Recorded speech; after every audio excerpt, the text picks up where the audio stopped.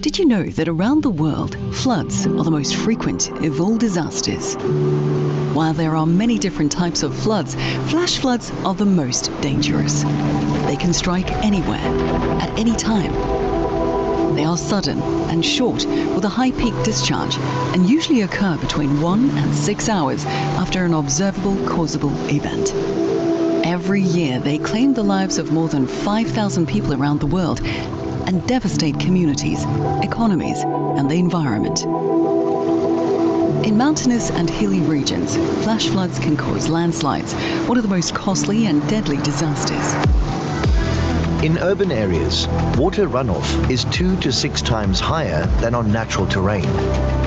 With 55% of the world's population living in urban areas today and an expected 68% by 2050, it is essential that cities around the world invest in reducing the risk of flash floods. The Flash Flood Guidance System, FFGS, has been developed as a state-of-the-art analysis and forecasting tool to address this need. By providing easily accessible, quality-controlled precipitation estimates gathered from weather radar, satellites, measuring instruments, and numerical weather prediction models, the FFGS empowers hydrological and meteorological forecasters to produce timely and accurate flash flood warnings worldwide.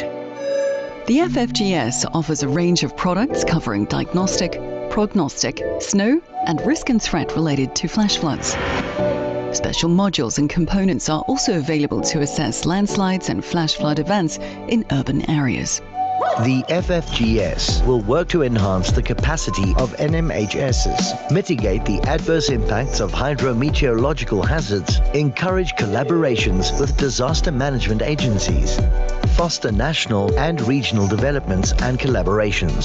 Since its implementation, more than 400 meteorological and hydrological forecasters have received extensive FFGS training from the World Meteorological Organization and project partners, and more than 50% of the countries involved now have access for the first time to real-time products that enable them to issue timely and accurate flash flood warnings, make efficient assessments, and rapidly mobilize response teams.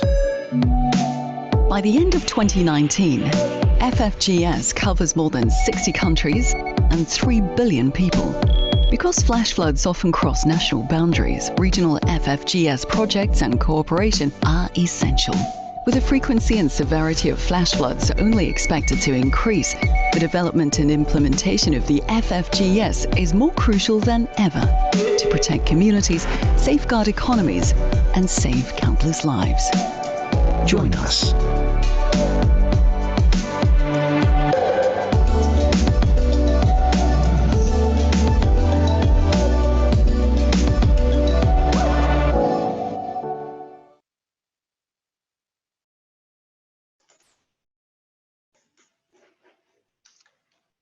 All right. Good morning, good afternoon, good evening, ladies and gentlemen. On behalf of WWF and the World Meteorological Organization and the Global Atmosphere Watch Program, I welcome you on this exciting webinar series for cities committed to a healthy urban life. My name is Tabaré Arroyo Currás, and I have the pleasure of serving you today together with my colleague Mario Pero Espi from WMO as the presenter of this webinar. Today, we will talk about multi-hazard adaptation in cities. We will gain knowledge on how technology can help cities anticipate climate hazards, such as flash floods, and be ready when this event hits the worst. So before we start, I would like to make 2 announcements. Please send your questions via the Q&A button or chat box. Both options are available to you in the Zoom user toolbar just below your screen. And also note that this webinar is being recorded. You will receive the link of the podcast later today. I have the great pleasure to introduce my 2 guests, my guests working at the government of Hong Kong Special Administrative Region, an engineer, a scientist, Mr. Maxwell and Dr. T.C. Lee. Welcome and thanks for accepting our invitation on behalf of WMO and WWF. We are very pleased to have you and very honored to have your presentations. So without further delay, I would like to call my first guest to the virtual stage of this webinar. Maxwell, welcome. Nice to have you. Let me just say, I'm not sure if my Cantonese is good, but Huan Ying, is that right? Welcome to this. That's right. Hello. We can hear you, Maxwell. Let me tell you, Maxwell is currently the engineer of the flood control section in land drainage division in the department, and he's responsible for the matters related to flood prevention and hydrological information in Hong Kong. And Maxwell, you have a surprise for us. I think you have some colleagues with you also participating in this webinar. Welcome all together. Yes. Let me introduce my colleagues. Our chief engineer, Evan Lau, and our senior engineer, Raymond Wu, will also join us today. Welcome. Thank you very much. We hear you a bit far away from the mic, so if you can just get closer, we will hear you better. Okay. We will move the mic, and we will have you will have a camera later. Is it? Perfect. Great. All right, Maxwell, let me ask you something. I understand that today, well, we're talking about urban hazard and flood prevention in Hong Kong, and there are three main things that you would like to discuss or to chat about with us, right? One is urban hazard and flood prevention strategies. Second one, extreme rainfall and flood resilience measures. And the third one, very interesting one, I'm excited about to listen to this one, operation using rainfall, nowcasted information, or what we call just-in-time inspection and clearance. So the floor is yours, dear Maxwell. Go ahead with your presentation. Yes, thank you, Tabaré, and thank you, Dr. Pep, WMO, and Hong Kong Observatory inviting TSD to this seminar. This is meaningful.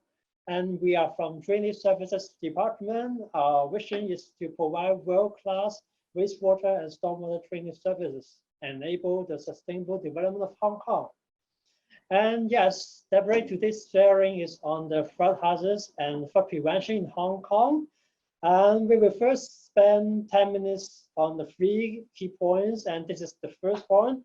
And we will start from the flood situations during those years at rapid development of Hong Kong and introduce our approach on flood prevention.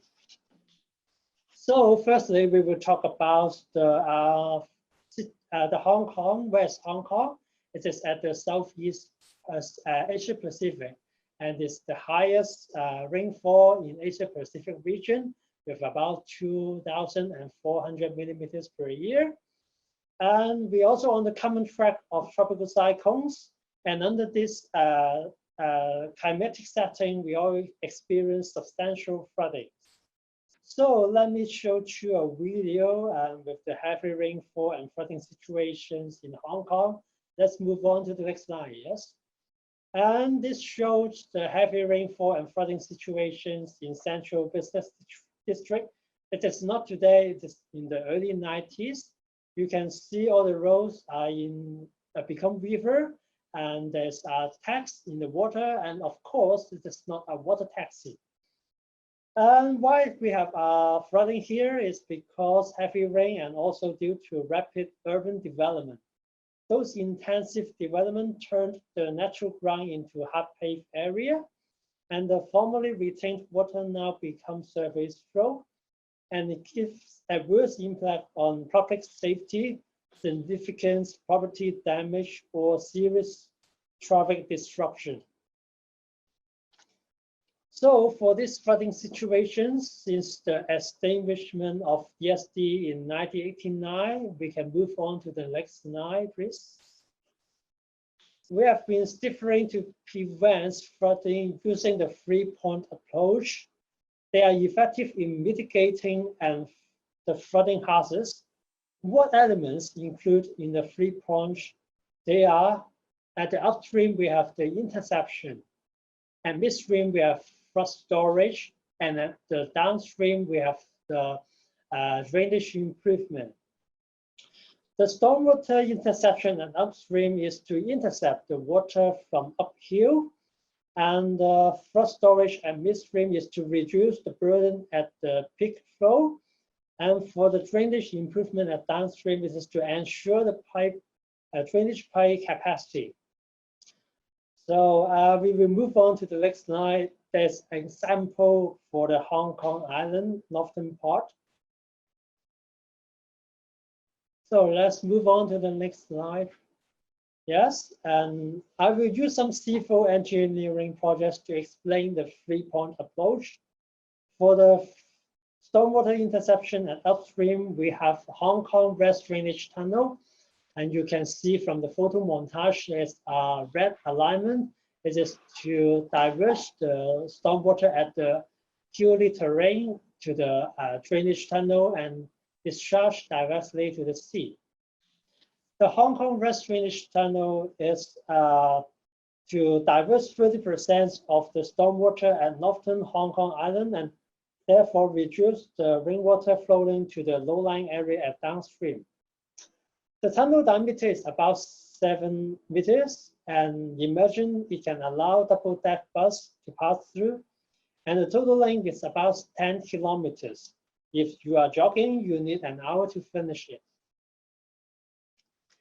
And for the flood storage at midstream, we have the underground flood storage tank.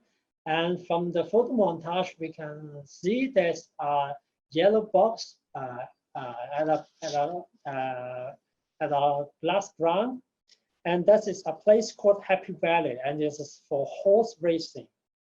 And below the ground level, we built a stormwater storage tank of 60,000 meter cubed, and it's around 24 standard swimming pool size. It is to temporarily store part of the rainstorm entering the upstream drainage system, thereby attenuating the peak flow and keeping the flow to downstream within the flood capacity. And this greatly reduced the flood risk of the low-lying area. And we also have upgrading of pipe at lower catchment of northern Hong Kong Island. You can see the blue arrows near the seafront. This is to ensure the pipe have reasonable drainage capacity. Apart from Hong Kong Island, we also have other three-point approach projects in Hong Kong. And all those projects together reduce our flood risk and flooding best spots in the city. In the past, we had about 90 flooding best spots in 1995, and now we have most of the flooding best spots eliminated, and we now have only 5 flooding best spots. So let's move on to the next slide for another topic. So next slide, we are going to present the global climate change is worsened. And it is expected extreme torrential rains will become more frequent. In the past century, we observed continuous record-breaking rainfall intensity in Hong Kong. And before year 2000, we need an average about 40 years to break the record. But for 2006 and 2008, the effects of climate change seems more substantial. We need only a few years to break the record. And by end of 21st century, it is anticipated the hourly rainfall intensity will increase by 13.8%. Hong Kong therefore has to make more new attempts to tackle these challenges for flood prevention in the future. That means what? That means we still keep our three-point approach, but on top, we need something new to move forward to flood resilience, so as to support the sustainable development and to combat climate change. So let's go to the next slide, and I'm going to introduce the blue-green infrastructure. It is a concept of following the nature with resilience. Blue means rivers and water bodies, and green means greening and biodiversity. In other parts of the world, there are similar concepts called water-sensitive city and low-impact development. So this figure presents the elements of blue-green infrastructure. For instance, green roof and porous pavement are introduced in DST facilities to facilitate infiltrations and to reduce the surface runoff. For lesser facilities, we have the wetland and the retention lake. This is to reduce water flow and to achieve the effects of flood storage. Stormwater harvesting systems are in place to reuse rainwater to optimize the rain recycle across the city and to enhance the flood resilience level. And for the blue green infrastructure, we have to remember five keywords. That is the infiltrate, store, to reuse, purify, and the last resource is discharge. And these are the 5 keywords we have to remember. So I have a mini summary here. To tackle overall long-term flooding problem, we have 3-pronged approach for prevention measures.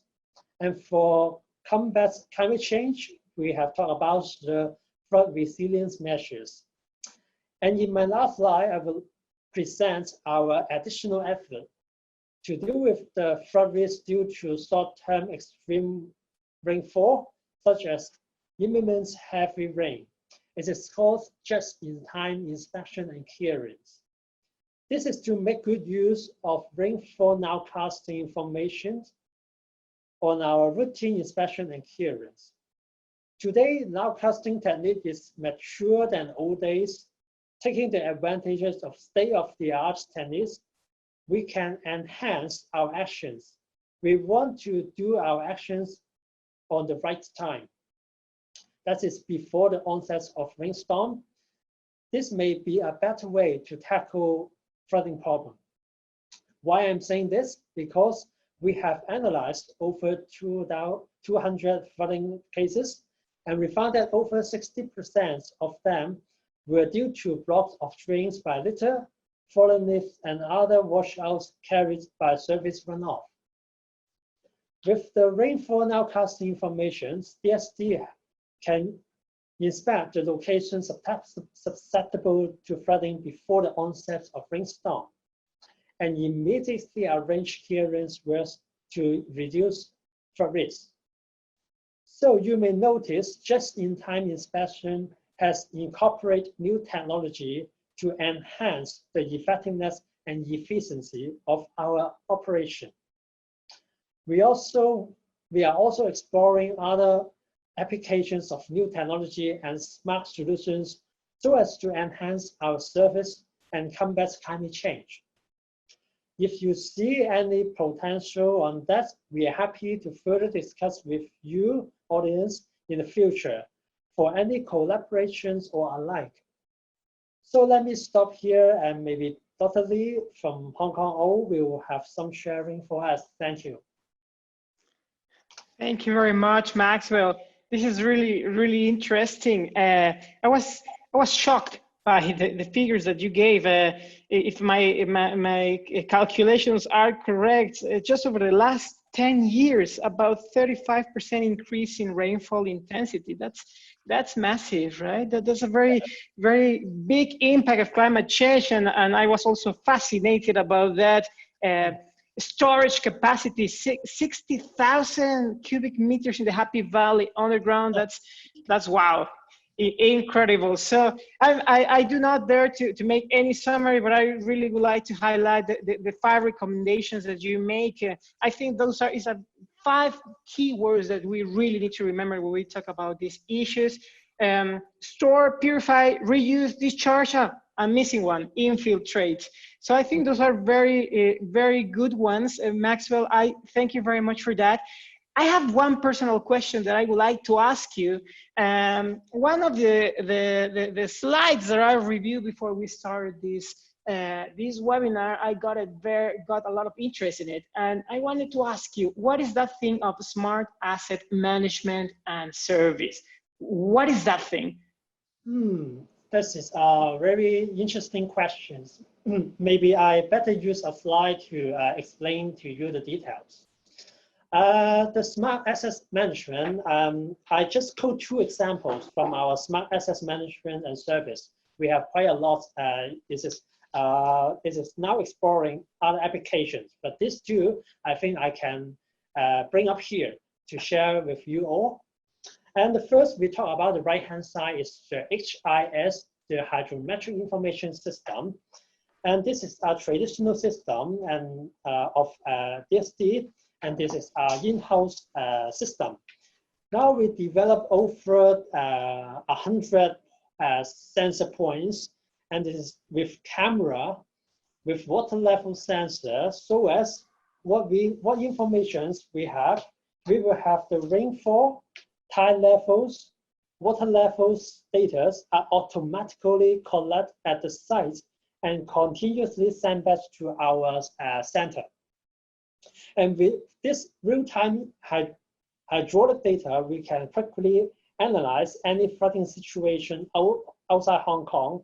And when necessary, we can alert our colleagues or other departments so as to make quick actions towards the flooding situations. And the information is not only available in our computer, and the information also available in our colleagues' mobile phone. There's an application, we call it apps, and this will showcase the information in a systematic way so that all our colleagues can know the rainfall information and the tide level outside Hong Kong. Wow. Well, so, that's great. Maybe we can showcase more information later. And I would like to also introduce the left-hand side, the GWIN project. The GWIN project is a more advanced application system than the HIS. And what application, what have improved from HIS is this is a very smart development and very quick setup. In the old days of HIS, we need to spend quite some time to set up the system because we need to set up the electricity, we need to set up the camera, and we need to set up cables.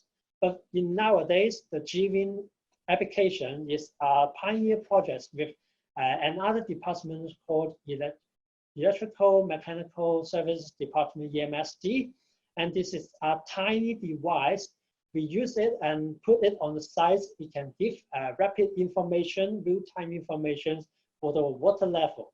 There is no need to have extra electrical supplies or the communication supply to that device. That tiny device is self-contained with electricity and communication. And we can collect the information from our gateway and then back to our system. And our colleagues can know the information in the center. And more important is this device can install all parts of the Hong Kong with no extra electrical supply or the communication supply. Just what we need is a gateway to send back the wireless communication signal and back to the center. Perfect. Fascinating. I'm super happy that you have an engineer in this webinar. I'm an engineer, but I'm a terrible engineer. So, but thanks very much, dear Maxwell. I think this is very good. I'm seeing already we are leveraging interest from the audience. So there are a couple of questions. Please keep them, and if you have more, write them in using the chat box or the Q&A tool. We will come back to you at the end of the webinar trying to answer to those questions. So once again, Maxwell, thank you very much for this very fascinating, super interesting. I honestly enjoy it. And now I would like to call to this virtual stage, my next guest. Very happy and honored to have such a relevant figure in this webinar. I mean, on behalf of WMO and WWF, this is very exciting to have Dr. Tsz Lee. Dr. Lee is currently the chair of the Training and Research Coordination Group and the vice chair of the advisory working group of the UN Economic and Social Commission for Asia and the Pacific and the WMO Typhoon Committee.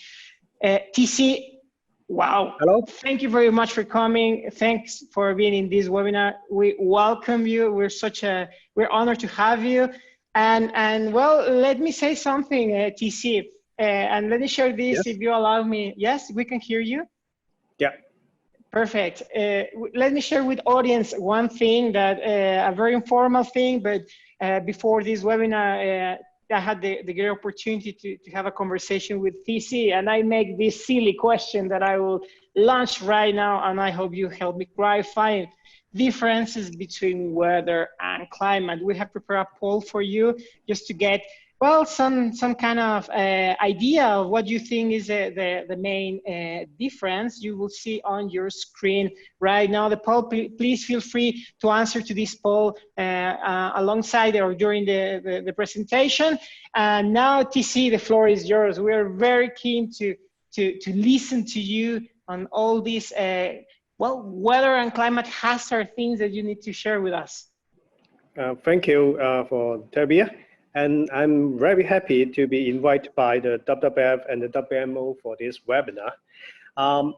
For today, I'm going to share some of our experience from Hong Kong regarding the meteorological aspects and how we work together with different stakeholders. And especially, for example, this case, we have the Drainage Service Department, Maxwell, our good partner, to work with us on some examples. Before we go into the very details of what we are experiencing on the climate and weather surface, and first of all, we need to know what kind of weather hazards or climate hazards that are actually affecting Hong Kong or most of the cities in the world. In fact, cities, especially big cities, are actually much more vulnerable to weather than you expected. From this simple diagram, we can see that there are various weather and climate events that will trigger different events that will eventually have the potential risk to affect a city's operations. First of all, some cases are very ordinary daily life events. For example, a rainy day can cause slippery ground and cause road or human accidents easily. And in some cases, there are very extremely dangerous situations such as tropical cyclones or rainstorms, as we mentioned today. They can cause severe flooding, storm surge, and high winds that can eventually cause many building damages, life losses during the extreme weathers. They are also very easily affect the city. In a long-term perspective, we may recall the important issues of climate change. For climate change, it comes along with the increase in many extreme events such as the heat waves and the rise of the sea levels and heavy rain as well. That will cause a lot of challenges to the infrastructure designs and planning. And the heat wave or other aspects may also affect the human health aspects. So all this will be that we need to cater when we are working on the weather and climate services, because they are really the items that we need to handle in implementing everything with our users. And for next slide, I will go into the about what is the integrated service initiatives. In fact, in handling the urban issues, the World Meteorological Organization, WMOs, recently implement a new initiative regarding as the integrated weather or climate services. This integrated services will try to put together the resources of the mass services and the stakeholders to handle all the weather-related or environmental-related issues in the city. Generally speaking, in the old days, we have the weather services and the climate services quite separately providing to the users, quite in a passive way, one directional services. We offer and they receive. But for this integrated service, the concept a little bit changes. First of all, I think we are trying to put together weather and climate service in a seamless approach. And for example, the weather forecast will link up with longer medium-term forecasts, eventually led with a bit even longer forecasts from the climate perspective. And also that the integrated weather and climate service are not just a single service to the users. We also go through different communication channels to engage the users and stakeholders. Make sure they know how to use the services and the best use of the services. And besides all of them, the last layer of this kind of applications is that we need to provide all the data or services to ensure they are applicable to the users and different aspects. As shown in this flow chart, we can see some examples. For example, for the day-to-day weather forecast and data that we are very useful for the users' routine operations. For example, the drinking service department in handling the flood preventions and in prepare for the flood mitigations, and also emergency preparedness for extreme weathers. And for longer term cases, they will have the data or services to support the climate change mitigations, adaptations, urban planning issues, for example, air ventilations, air quality, etc. And for some more even advanced stuff like the big data analytics, climate research, smart cities initiative, they also require different kind of service and a wide range of services from the Met Service and the stakeholders to engage together. And for the next slide, I try to briefly go through the major aspects of this kind of services. For the Met services or the weather and climate services, I think the most important things that all the users and the Met service provider are required will be the data. And in a city, the data is the super important item that help the city to operate, because without data, we don't have the foundation or basis for everything. For example, in Hong Kong, we have different aspects of the use of the data. And for example, from the long-term perspective, we have the Hong Kong Observatory observations starting in 1884. That is over 130 years ago. And so we have a very long-term data that know how the data change over the time and what is the long-term perspective for the data used for urban planning. And also, besides the surface observations, we need to have the upper air sounding data to support the Hong Kong operations as well as the global operation, because the data are also important for the regional applications as well as the World Meteorological Organization operations. And this is also another dimension of the data provisions. And besides the long-term stations, the density and spatial distribution and coverage of the automatic weather stations are very, very important in a city, especially in Hong Kong. We have rather different terrain and very dense populations in different districts. So that I think the dense automatic weather station since 1985, we established together with our partner organization, such as the Drinking Service Department and the Geotechnical Engineering offices.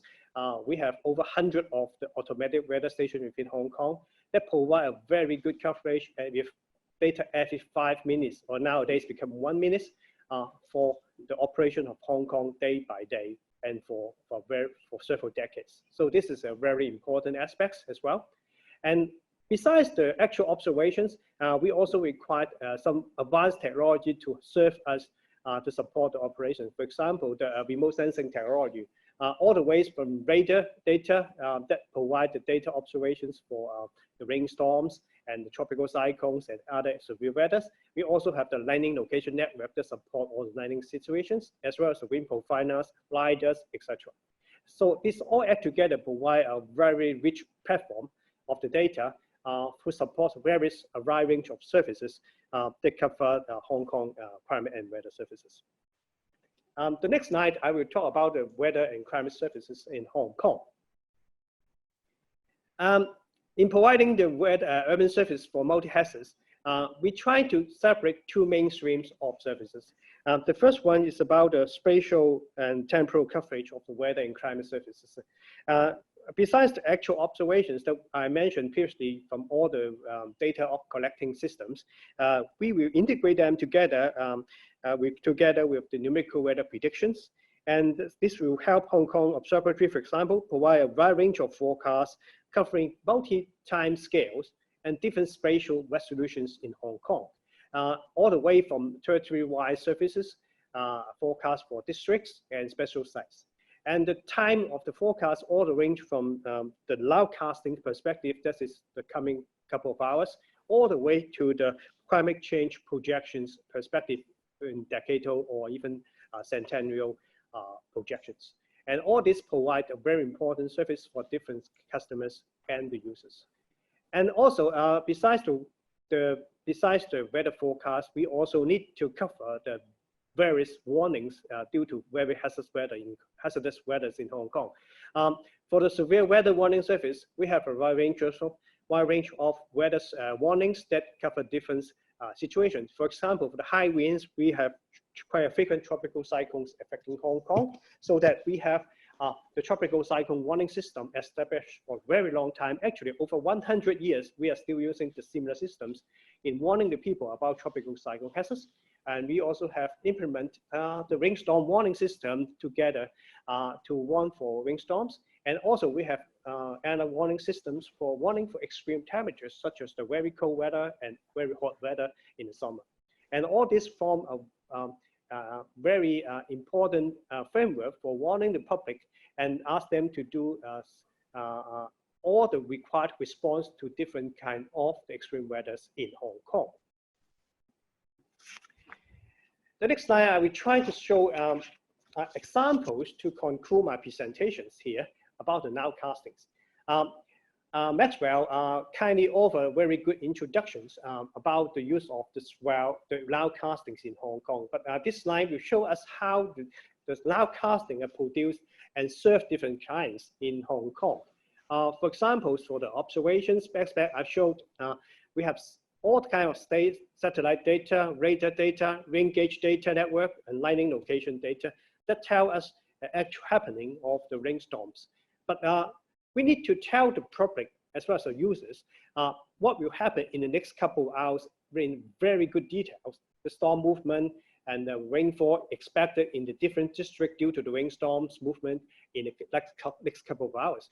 So that requires some technology advancement. So we put all this kind of data into a nowcasting model that will track the storm movement, calibrate the radar echo together with the in situ observations from the rain gauge to estimate the rainfall in the coming hours.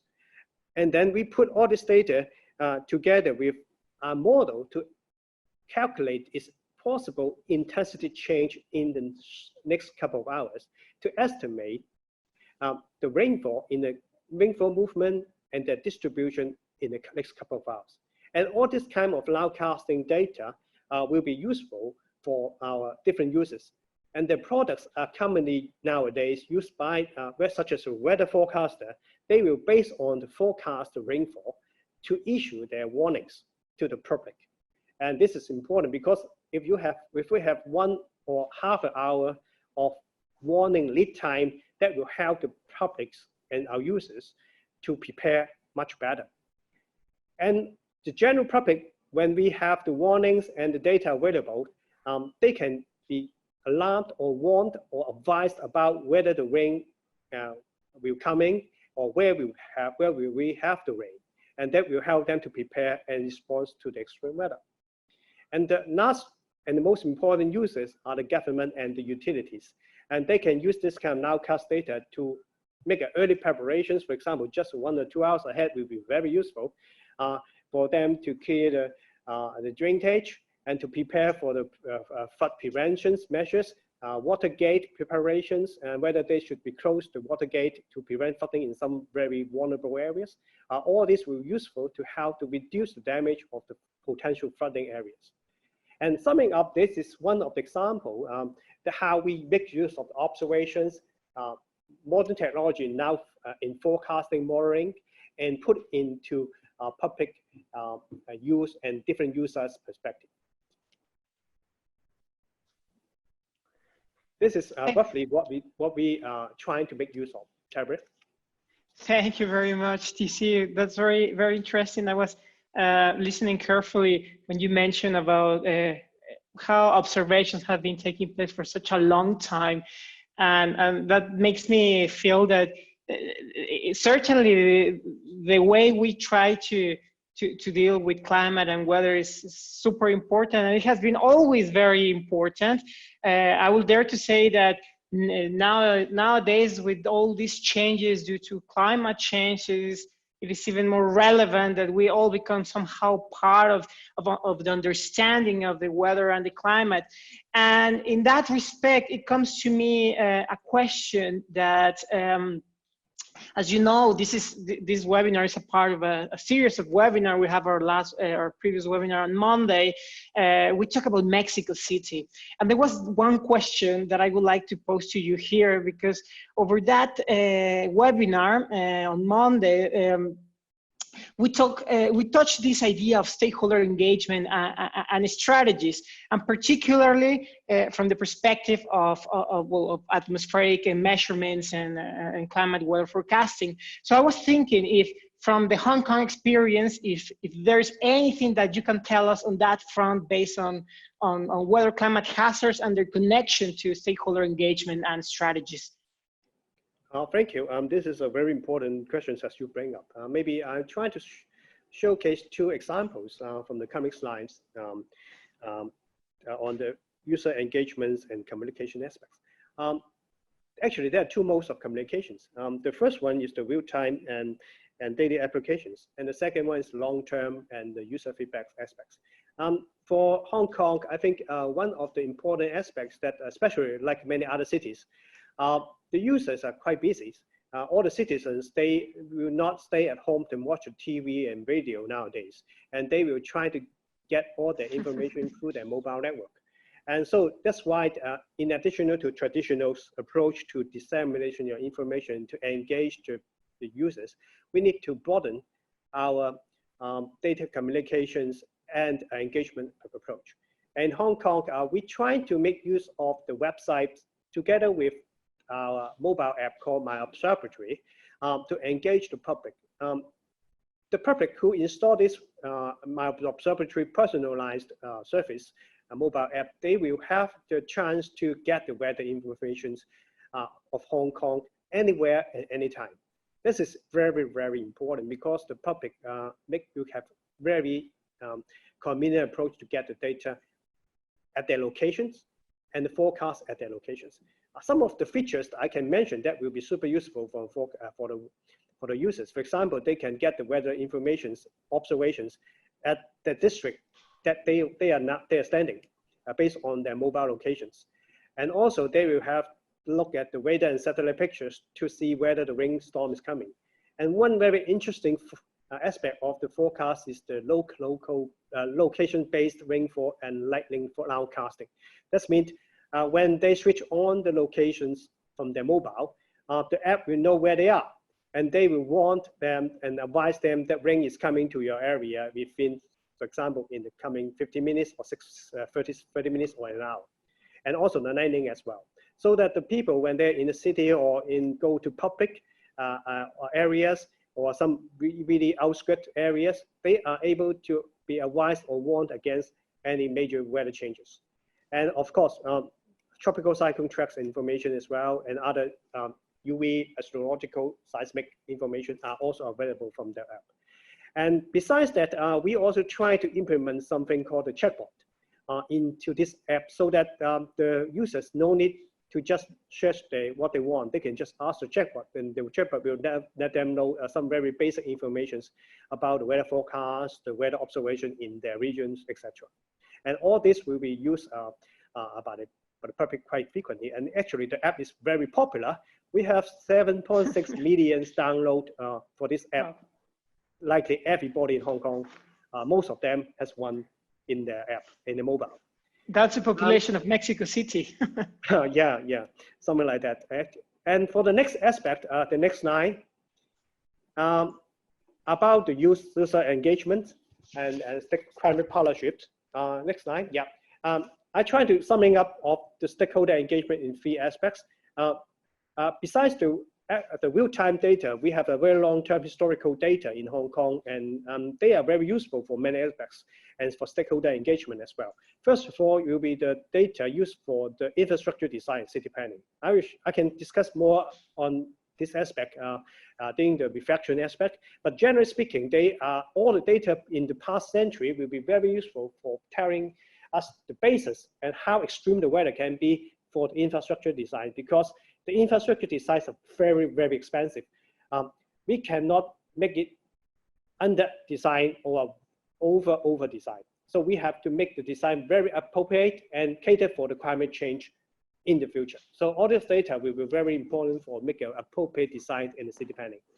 And the climate research is another important applications of the weather data and engage with the users, because apart from the public, many researchers are very important resources that we need to engage, so that their findings using our data and the research findings, the research inventions can be used in the future in providing climate service for our users.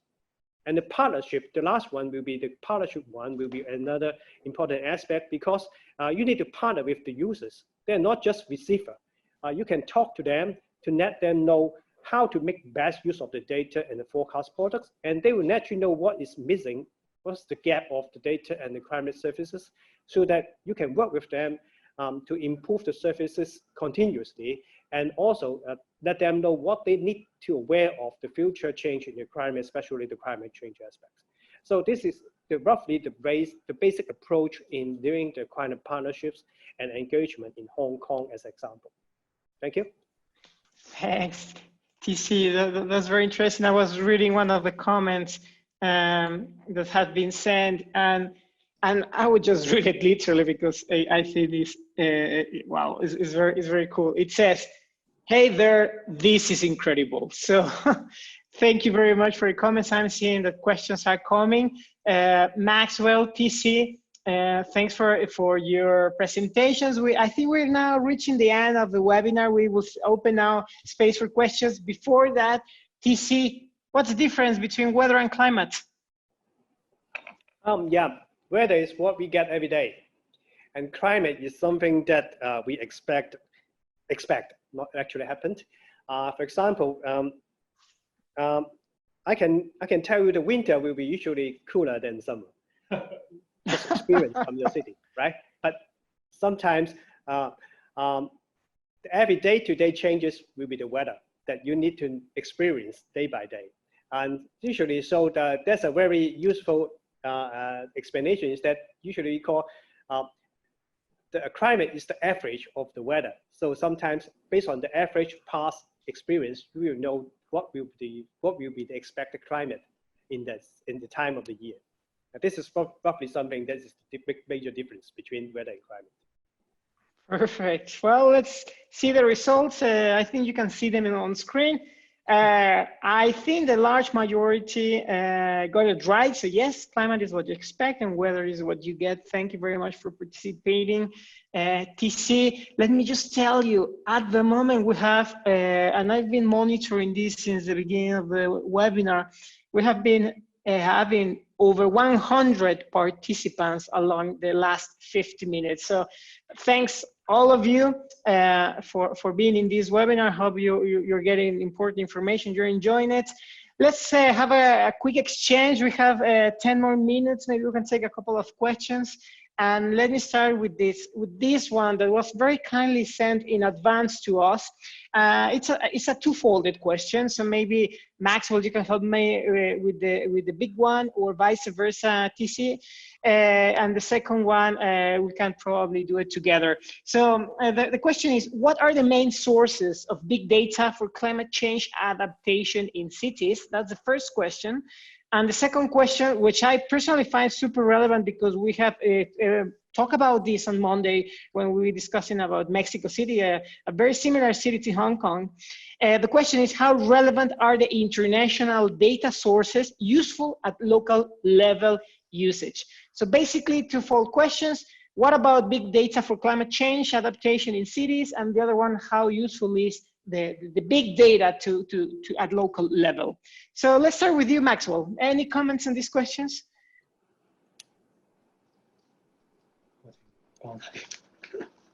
The first question about climate change data, right? Yeah. Yeah, the data source we use in the rainfall intensity is collected by Hong Kong Observatory. We want to know the extreme weather conditions, the impact to our flood prevention measures. And with those measures, we will set up our guideline, our own design manual, and use those manual. We can set up some hydraulic model, and we can know the flooding situations in Hong Kong and set up some drainage improvement measures. Thanks, Maxwell. TC, any comment on big data for climate change adaptation or the use of this data at local level? Is this something that is applicable? Is this really relevant? Yes, I think this is a very good question. Big data on climate change adaptations. And for example, big data in climate change for meteorological data, as I mentioned, especially the long-term data are very important for climate change adaptation because they tell us how extreme the weather can be in the past. And also the big data will provide additional information in addition to the weather because big data will be able to tell us some impact or the influence of the weather on local infrastructures. If all of them put together, we will have a better picture of how to design of the infrastructure to mitigate or adapt to this kind of extreme situations. I will take one example that was shown by Maxwell. They have an underground storm water tank storage with 60,000 meter cube. Yes. This is a really huge football field, several football field size. But how they design this size, bigger or smaller, they will depend on the importance of the heavy rain in the past, how heavy the rain in the past, together with a margin that will be taken into account in the future climate change, and also the impact of the storm water on the surface. So that they design this one as a buffer to reduce the flooding at the time when the heavy rain or flash flood coming and allow some time for the water to release back to the sea. So this is an important design because it involves a lot of money. And so it required a very accurate design based on the big data in impact, the meteorological extremes together to form important decisions on this kind of aspects. And for them, many other examples as well.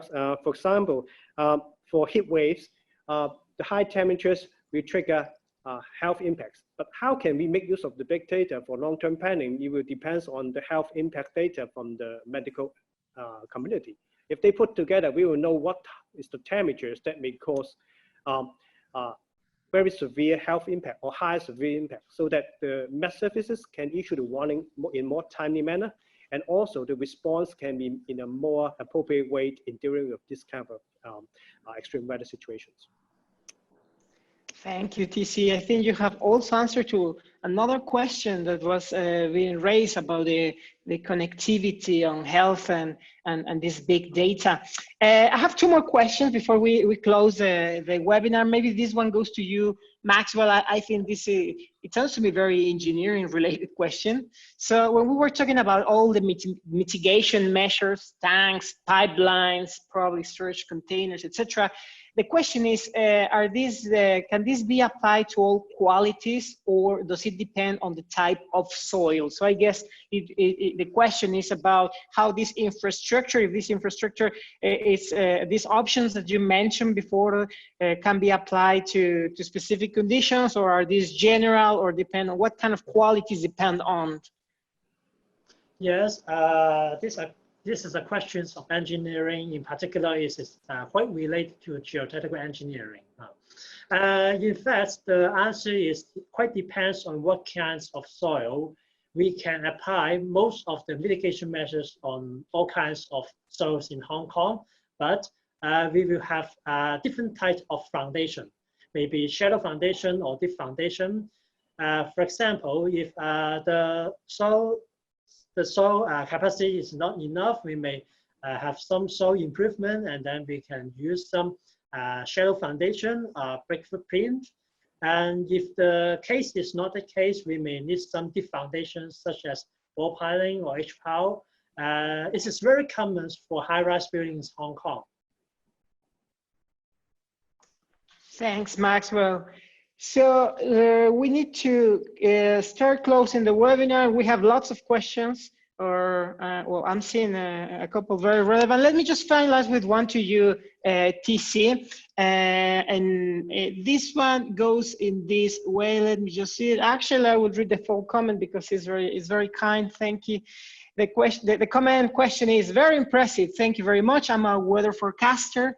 One question for Dr. Lee. Did Hong Kong conduct any analysis to compare the impact change, for example, economic loss, damage, before and after implementing the FFGS infrastructure and now casting technology? In other words, what method data do you use to evaluate the system? Wow, what a relevant question. TC, the floor is yours.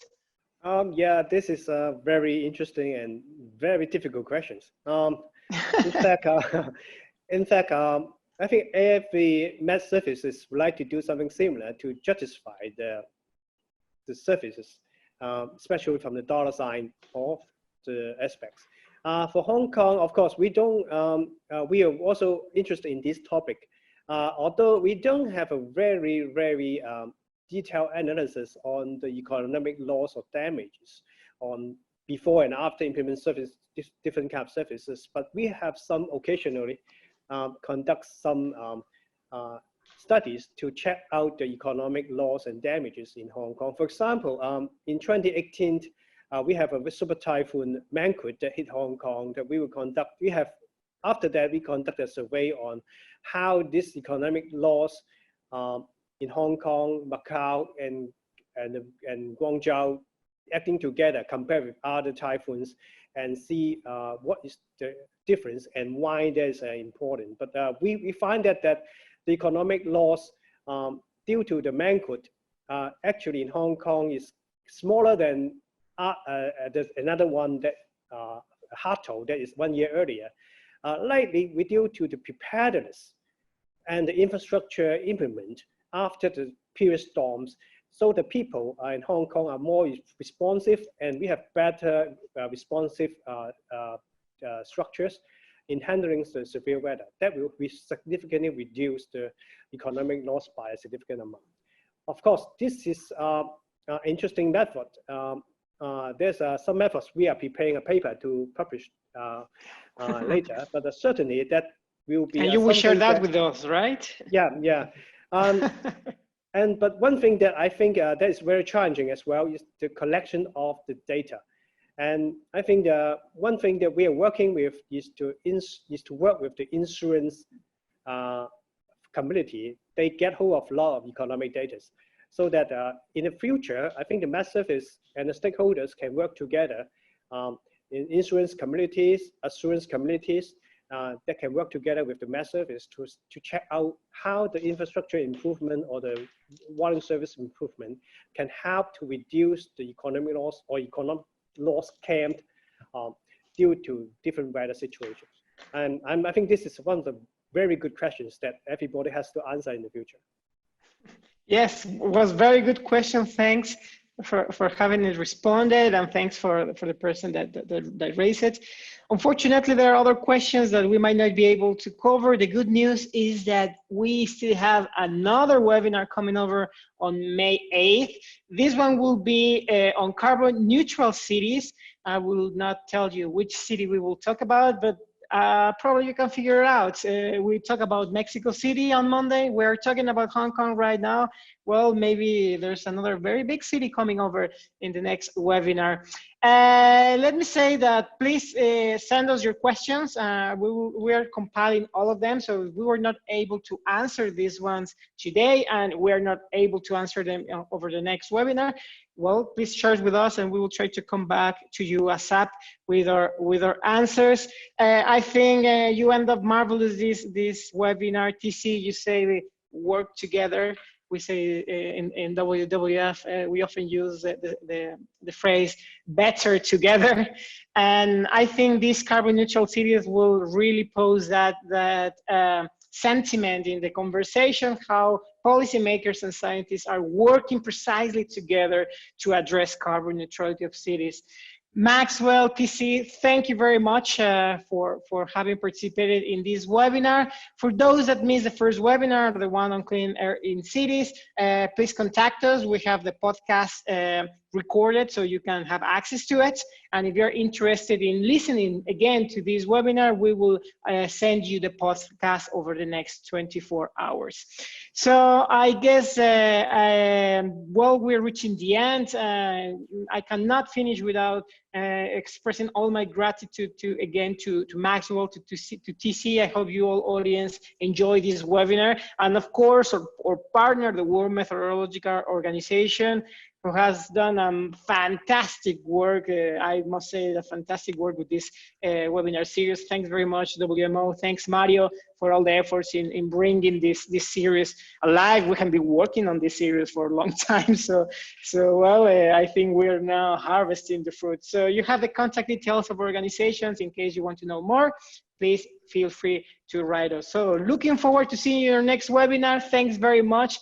My name is Tabaré Arroyo Currás. It was a pleasure serving you as host. And well, the webinar is over. You may all go in peace. Thank you very much. Ciao, ciao. Thank you. Ciao, thank you. Thank you.